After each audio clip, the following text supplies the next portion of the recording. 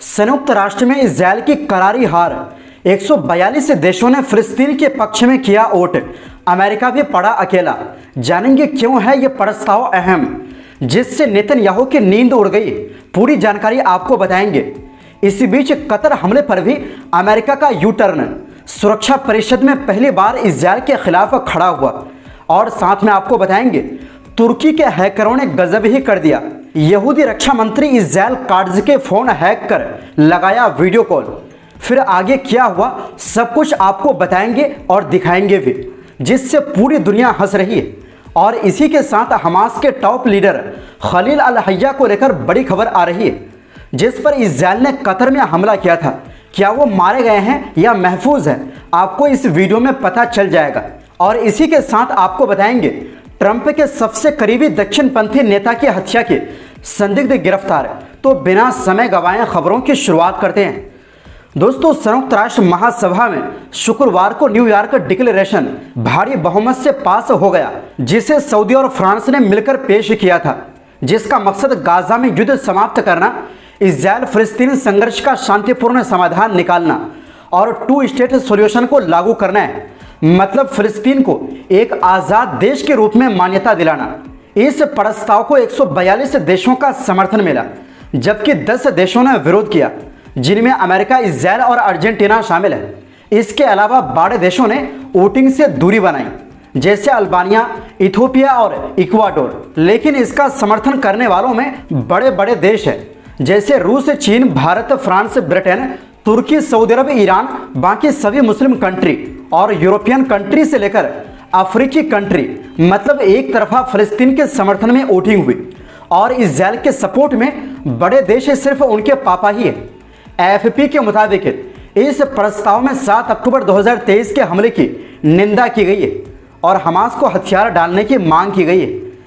दोस्तों, फ्रांस के राष्ट्रपति एमुनुएल मैक्रोन ने इस प्रस्ताव का स्वागत करते हुए इसे शांति की ओर लौटने का एक ऐसा रास्ता बताया जिससे पीछे नहीं लौटा जा सकता।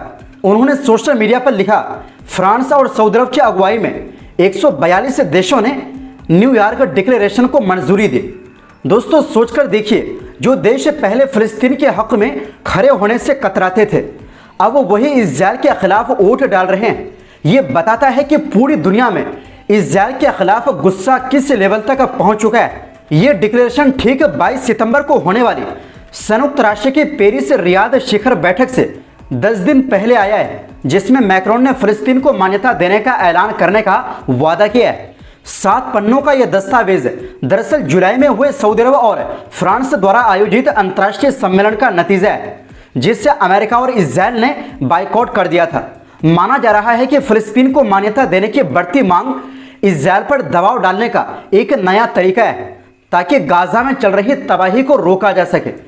हालांकि 1988 से अब तक संयुक्त राष्ट्र के 3/4 देश फिलिस्तीन को मान्यता दे चुके हैं, लेकिन गाजा युद्ध और वेस्ट बैंक में बढ़ती बस्तियां इस सपने को खतरे में डाल रही है। उधर इजरायल के प्रधानमंत्री बेंजामिन नेतन्याहू ने हाल ही में कहा था कि फिलिस्तीन जैसा कोई देश कभी नहीं बनेगा। वहीं फिलिस्तीनी प्रतिरोध संगठनों ने कहा है कि दुनिया भर से जो भी पहल फिलिस्तीन के हक में होगी, उनका स्वागत है। उनका कहना है कि जंग खत्म होने के अगले ही दिन वो दिन फिलिस्तीन का दिन होगा। संगठनों ने यह भी दोहराया है कि वो कैदियों की रिहाई, गाजा से इजरायल के कब्जे की वापसी और बॉर्डर क्रॉसिंग खोलने पर समझौते के लिए तैयार है। लेकिन उनका साफ कहना है कि मुकाबला तब तक जारी रहेगा जब तक कब्जा खत्म नहीं होता। इस बीच दोस्तों, कतर को लेकर भी संयुक्त राष्ट्र सुरक्षा परिषद में एक प्रस्ताव लाया गया था, लेकिन इसमें गजब हो गया क्योंकि अमेरिका पहली बार इजरायल के खिलाफ वोटिंग कर दी। दोस्तों, संयुक्त राष्ट्र सुरक्षा परिषद ने कतर की राजधानी दोहा पर इजरायल के हमले की निंदा की। ये वही हमला है जिसमें हमास के सीनियर नेताओं को निशाना बनाया गया था। ध्यान देने वाली बात यह है कि बयान में इजरायल का नाम सीधे तौर पर नहीं लिया गया, लेकिन खास बात यह है कि परिषद के सभी 15 देशों ने इसे सपोर्ट किया, यहां तक कि अमेरिका ने भी। आपको बता दें कि अमेरिका, जो हमेशा इजरायल का सबसे बड़ा सपोर्टर माना जाता है और हर बार यूएन में उसके खिलाफ प्रस्ताव पर वीटो लगा देता है, इस बार उसने भी बयान का विरोध नहीं किया। ब्रिटेन और फ्रांस की ओर से तैयार किए गए इस बयान में कहा गया कि तनाव को कम करना जरूरी है और कतर के साथ एकजुटता दिखाई गई। हालांकि इजराइल ने अपने हमले का बचाव करते हुए कहा कि उसका निशाना सिर्फ हमास था। वहीं दूसरी ओर दोस्तों, इस बार तुर्की के हैकर्स ने इजराइल के जंग प्रिय वार मिनिस्टर इजराइल काट्ज को निशाना बनाया और पूरी दुनिया के सामने उनकी इज्जत उड़ा दी। हुआ यूं कि हैकर्स ने इजराइल काट्ज का पर्सनल नंबर निकाल लिया और उन्हें वीडियो कॉल कर दी। काट्ज ने गलती से कॉल उठा लिया, लेकिन कुछ सेकंड में ही घबराकर काट भी दिया। मगर तब तक हैकर्स उनका हैरान परेशान चेहरा स्क्रीनशॉट कर चुके थे और उसे ऑनलाइन वायरल कर दिया, जैसे कि आप देख सकते हैं। इसके बाद उन्हें अपना नंबर बंद करना पड़ा। कहा जा रहा है कि यह हमला दरअसल बदला है उस बयान का जो काट्ज ने अगस्त में तुर्की के राष्ट्रपति रजब तैयब एर्दोगान के खिलाफ दिया था। उस बयान से तुर्की में जबरदस्त गुस्सा भड़क उठा था। रिपोर्ट्स में यह भी सामने आया है कि कॉल कटने से पहले एक हैकर ने काट्ज को गालियां भी दी थी। यही नहीं, जब यह घटना सामने आई तो बड़ी संख्या में लोग उन्हें परेशान करने के लिए कॉल और मैसेज करने लगे। रिपोर्ट्स के मुताबिक इसी वजह से उन्हें अपना पुराना नंबर बंद करना पड़ा जिनका वो सालों से इस्तेमाल कर रहे थे। बता दें कि ये भी वही नेता है जो फिलिस्तीनियों के कट्टर दुश्मन हैं। लेकिन दोस्तों, ये पहली बार नहीं है जब इजरायली हुकूमत के बड़े लोग साइबर हमले का शिकार बने हो। जेरूसलम पोस्ट के मुताबिक अगस्त में ही इजरायल के पूर्व जस्टिस मिनिस्टर आयलेट शाकेत का फोन हैक कर लिया गया था। उन्होंने एक मालिशियस लिंक पर क्लिक कर दिया और हैकर्स को उनके पूरे फोन का एक्सेस मिल गया। सिर्फ यही नहीं, इजरायली आर्टिस्ट और एक्टर्स को भी फिशिंग स्कीम के जरिए फंसाया गया। उन्हें झूठे ऑडिशन के नाम पर वीडियो और पासपोर्ट जैसे डॉक्यूमेंट भेजने को कहा गया। बाद में इन्हीं चीज़ों का इस्तेमाल कर उन्हें धमकियां दी गई। लेकिन दोस्तों, अब सवाल यह है कि जब इजरायल खुद को दुनिया की सबसे बड़ी सिक्योरिटी ताकत बताता है तो उसके बड़े मंत्री, अफसर और यहाँ तक कि कलाकार भी बार बार हैकर्स का आसान निशाना कैसे बन रहे हैं। ये साइबर हमले अब सिर्फ छेड़छाड़ नहीं बल्कि एक बड़ी जंग का हिस्सा बनते जा रहे हैं। वहीं दूसरी ओर दोस्तों, गाजा में हमास के मुखिया यानी सबसे बड़े लीडर और बातचीत के लिए बने उनके बड़े प्रतिनिधि खलील अल हय्या ने अपने बेटे और साथियों की जनाजे की नमाज कतर की राजधानी दोहा में अदा की।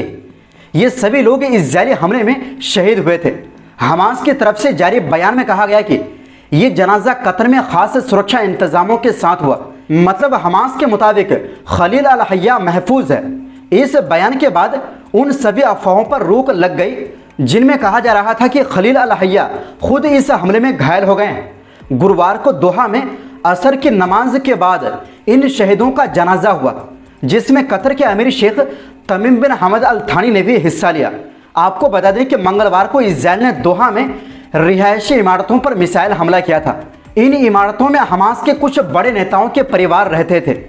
इस हमले में 5 लोग शहीद हुए, जिनमें हमास के मेंबर भी शामिल थे और एक कतरी सिक्योरिटी अफसर भी शहीद हुआ। हालांकि हमास ने साफ किया है कि उनके बड़े नेता इस हमले में सुरक्षित हैं। वहीं दूसरी ओर दोस्तों, अमेरिका के हाई प्रोफाइल कंजर्वेटिव कार्यकर्ता और मीडिया हस्ती चार्ली किर्क की हत्या के संदिग्ध को पकड़ लिया गया है। यूटा के गवर्नर स्पेंसर कॉक्स ने यह जानकारी दी है और बाद में ट्रंप ने भी यही बात कही। दोस्तों, बुधवार को यूटा के एक कॉलेज में किर्क की गोली मारकर हत्या कर दी गई थी। 31 साल के किर्क देश भर के कॉलेज कैंपसों में ओपन एयर डिबेट्स आयोजित करने के लिए जाने जाते थे और दक्षिण पंथियों को बढ़ावा दे रहे थे। चार्ली किर्क अमेरिका के हाई प्रोफाइल कंजर्वेटिव कार्यकर्ताओं और मीडिया हस्तियों में से एक थे। किर्क अमेरिकी राष्ट्रपति डोनाल्ड ट्रंप के भरोसेमंद सहयोगी भी थे और इजरायली समर्थक थे। इससे पहले अमेरिका में चार्ली किर्क की मौत मामले में गुरुवार रात FBI ने एक संदिग्ध व्यक्ति की तस्वीरें जारी की थी। FBI ने इस मामले से जुड़ी जानकारी देने पर $1 लाख का इनाम घोषित किया था। तो दोस्तों, फिलहाल के लिए इस रिपोर्ट में बस इतना ही। आपसे गुजारिश है हमारी सपोर्ट के लिए चैनल को सब्सक्राइब जरूर करें। फिर मिलते हैं एक नई रिपोर्ट्स के साथ। बहुत बहुत शुक्रिया। अल्लाह हाफिज।